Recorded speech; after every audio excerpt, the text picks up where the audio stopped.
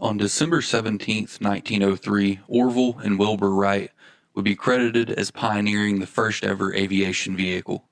In 1904, the Wright brothers would create the first long-distance aircraft deemed the Wright Flyer II. The Wright brothers' title as the inventors of the aircraft would come under scrutiny in later years, with society deeming countless other aircraft pioneers as being responsible for the first aviation vehicle. Nonetheless, this would change the landscape of traveling and allow for shorter travel times, as the world of aviation would take off, so much so that much of World War I and World War II would be fought from the air, which was a new strategy in battle that the world had never seen. One industry that would heavily capitalize off of the newfound aviation technology would be the entertainment industry. Executives saw the short travel times as a way to get their clients, the entertainers, in front of more people in different regions of the world. Over the course of this video, we will share the stories of the countless celebrities we have lost over the years due to aviation and air traffic accidents. This is part one of a series. I will cover 4 entertainers in this part and 3 in the next 2 parts. This video is for educational purposes only. The victims of these crashes live in our hearts forever, and we wish nothing but healing and happiness for their families. This is Daily Acts. We are Daily Acts.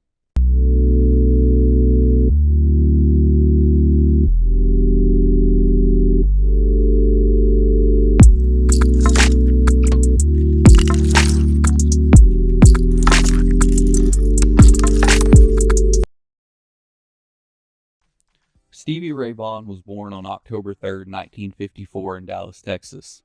Vaughan would go on to be one of the greatest guitarists to ever grace planet Earth. His blues, rock and roll style would take the world by storm. After Stevie's rise to fame, he would soon find himself in the air just as much as on the ground. Due to his constant touring schedule, Stevie would often perform at various different places over a span of a week. On Monday, August 27, 1990, Stevie Ray Vaughan and members of Eric Clapton's entourage would board a Bell 206B helicopter and start their flight to Midway International Airport, where they were set to perform at Alpine Valley Music Theater in East Troy, Wisconsin. The investigation says that when the helicopter took off, the conditions were very foggy, making it nearly impossible for the pilot to see. Other pilots reported they noticed the helicopter flying at a much lower altitude. Once pilot Jeff Brown took a southeasterly turn, they would be met by rising terrain, and due to lack of visibility from the fog, the helicopter would smash into the side of a ski hill shortly after taking off. Vaughan, along with the pilot Jeff Brown and 3 others, were killed immediately upon impact. Stevie Ray Vaughan will forever live through his music and personality. May he rest in peace. Jim Croce was born on January 10, 1943. Croce was a folk singer from Philadelphia, Pennsylvania between 1966 and 1973. Jim would record and release 5 studio albums. He would garner mainstream attention in 1972 with his 3rd full-length project titled You Don't Mess Around with Jim, which would see 3 charting singles. Time in a Bottle would eventually go to number 1 on Billboard after Jim's untimely death. On September 20th, 1973, at the mecca of his popularity, Jim Croce would perform a show at Northwestern State University and subsequently leave for Sherman, Texas on a Beechcraft E-18S. But the flight would be short-lived, as similar conditions to the Stevie Ray Vaughan flight would show themselves. Heavy fog would cause the plane to crash into a tree during takeoff. A later investigation placed the sole blame on pilot error, resulting from disorientation following his downwind takeoff into a black hole, one of the known sensory illusions in aviation. Croce and the 5 others on board would die on impact. Jim Croce was a legendary folk artist, and he will forever live through his music. May you rest in peace, Jim. John Denver was born on December 31, 1943. Denver was born in Roswell, New Mexico, and would later become one of the best-selling artists of the 1970s, amongst being one of the most beloved musicians of the era. Denver would release around 300 songs over his career, and claiming to have wrote about 200 of them himself. He had 33 accumulated albums and singles that would receive plaque certifications from the RIAA, with estimated sales in the 30 of millions.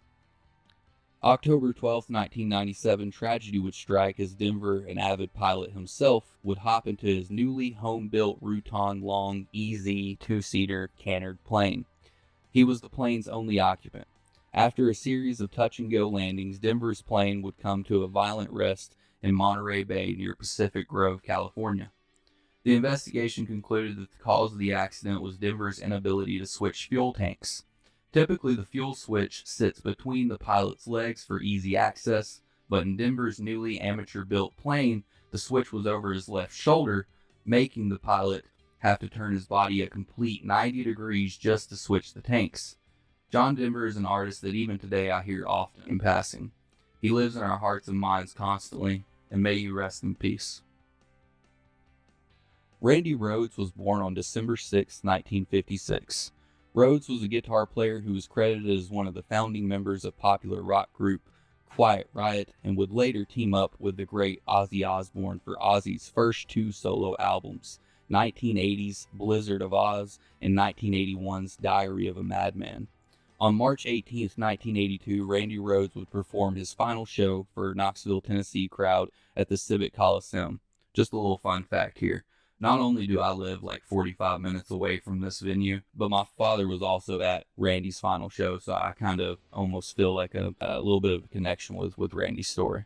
After the show, the group would continue to travel for most of the night before they stopped in Leesburg, Florida at Flying Baron Estates to fix an air conditioning malfunction on the bus.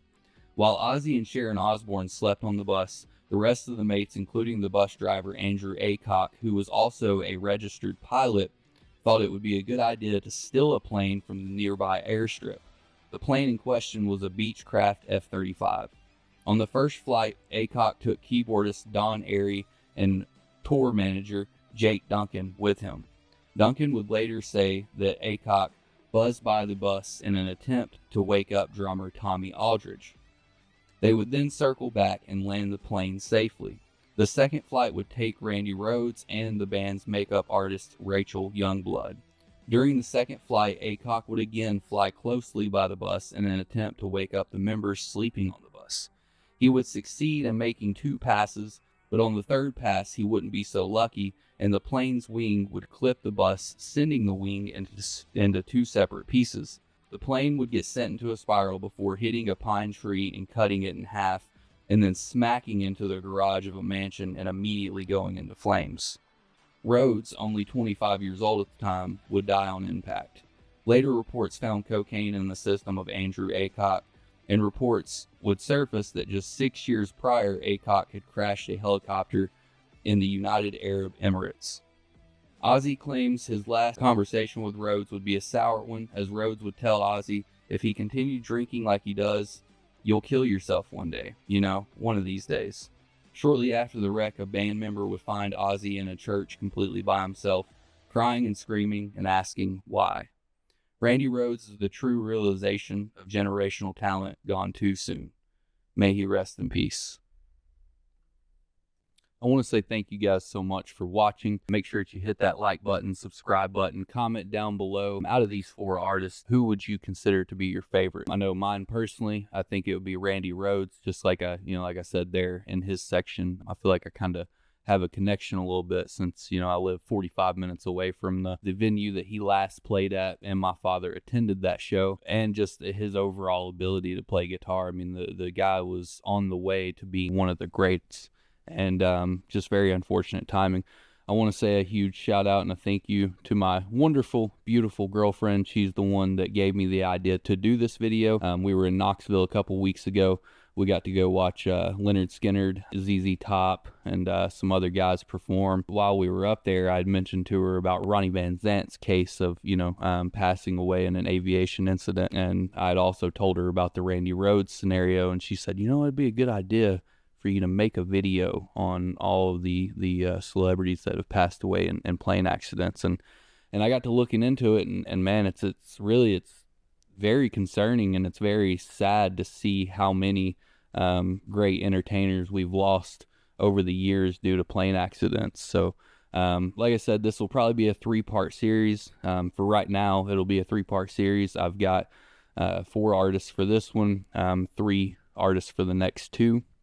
But again, I really appreciate you guys for watching, and see y'all in the next one. Peace, love, TTYL.